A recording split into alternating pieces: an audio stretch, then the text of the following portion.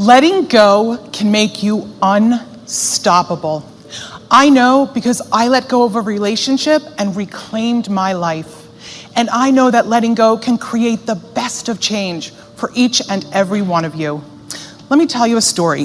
When I was 41, the death of a relationship showed me how to truly let go of what wasn't working. See, up until that time, I didn't really think about the future.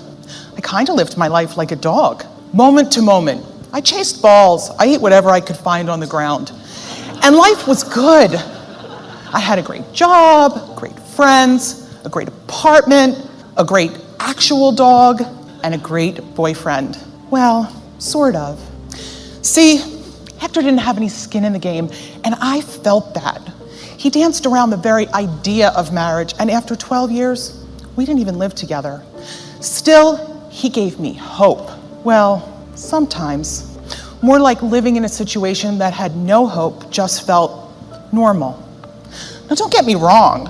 I stayed because Hector was a good-looking, smart, reliable, and sensitive guy who cared. And while our relationship wasn't perfect, it worked in theory, until a wake-up call from a friend changed everything. So my realtor friend called to tell me about a condo coming up for sale in my Chicago neighborhood. She knew that I was looking for Hector to commit and thought, well, maybe this could inspire a little forward motion. Still, my first inclination was to say, we're not ready, not yet. Not yet. That was Hector's favorite catchphrase. I would say, I want to get married. He'd say, not yet. I'd say, let's live together. Not yet. Not yet was a hair I couldn't get out of my eye and a bad song I couldn't get out of my head.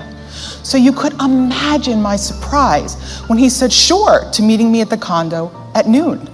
Now, I arrived early and eager, but Hector, well, that was another story.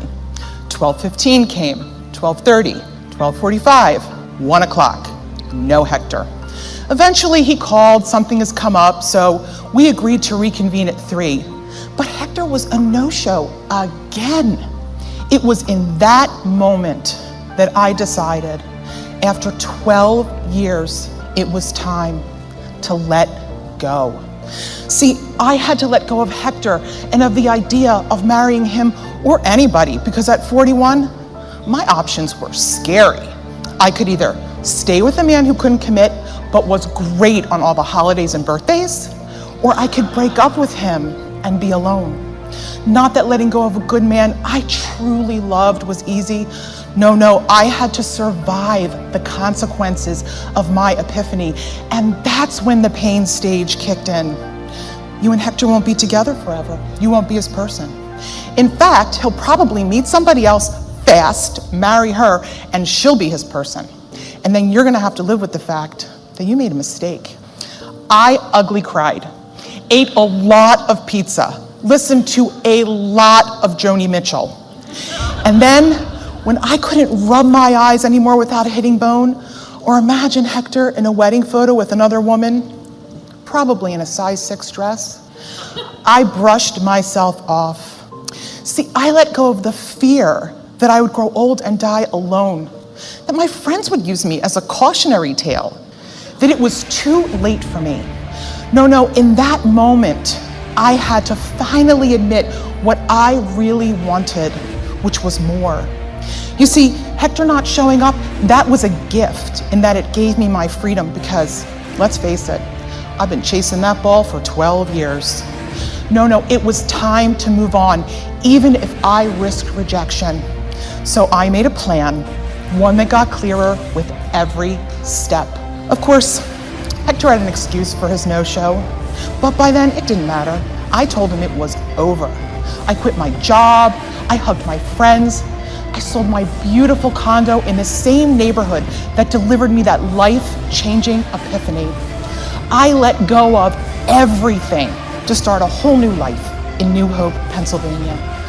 To which he said, don't go, we'll get married.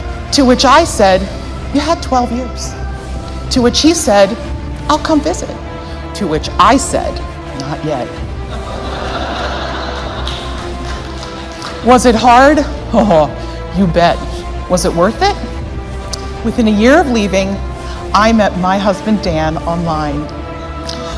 I knew when he showed up for our first date in the most wrinkled shirt I have ever seen, with a rain hat to keep me dry walking from the restaurant to the car, that this was my guy. You see, umbrellas were for people who wanted distance. Too heavy a wind, turned them inside out, and even the best of them only lasted so long. But a rain hat, the kind with a string that you tie under your chin, it stays on. Now that's personal. And after 4 dates, it turned to love. Finally, I understood why I had to wait so long. Dan was handsome and wise and soulful and kind, and he made me feel like I could do and be anything. We could. And we got married a year later. When I turned 50, Hector died of cancer. And as you can imagine, I grieved for a very long time. But his death reaffirmed for me the promise I made to myself when I was 41, which that I would never take time for granted again. Instead, I would use it to let go, to create space for the things I really wanted and for what mattered most. Here are 5 ways to let go I know work because I still use them every single day. 1, let go of taking things personally. Now, I spent a lot of time wondering why Hector didn't love me enough to marry me until I realized that his inability to commit had less to do with me and more to do with his duty to his family. Now, I'm not saying that wasn't a hard pill to swallow, but there was a lot of peace in knowing that it was his issue and not some defect in me. If people aren't giving you what you want, or if they're just behaving badly, most times, that's their problem, not yours. 2, let go of what other people think. So after my husband and I dated for a couple months, I took him home to meet my parents. He's very good looking, my mother said. Ted Bundy is very good looking. Now, I could have let this influence my actions, could have let my imagination run wild with thoughts of my new beau stabbing me while I slept. But instead, I just chalked it up to my mother. There is a rule in business that states, whenever you're putting something out there, 10% of people will hate it, 80% will be indifferent, and 10% will be your raving fans. And raving fans are awesome, but if somebody's not a raving fan, let that be okay too. 3, let go of trying to be something you're not. Now, I have this crazy big personality that I actually call the big. Some people really like the big. Some people are fascinated by it, kind of the way they're fascinated by jugglers. And others just run away. But it's who I am. I have tried to turn down the current on the big, but hard as I try, there it is. There are some things we just can't change about ourselves, and that's a good thing. 4, let go of the need to be perfect. Many years ago, I wrote a column for Shape magazine, and I got a lot of mail from readers, including a very sad letter from this teenage girl asking for my advice on how to improve herself after her absolutely horrid boyfriend had her stripped down so he could critique her body. This is a true story. I said, dump him immediately and never let anybody make you feel bad about yourself again. But we all know that feeding the need for perfection is not just about our weight. It's also about keeping the house clean and the dogs groomed and the kids healthy and the bosses happy and all the balls in the air. It's even about keeping our youth intact. And yet, who wants to be friends with someone who's perfect? Think about that. And lastly, 5, my favorite.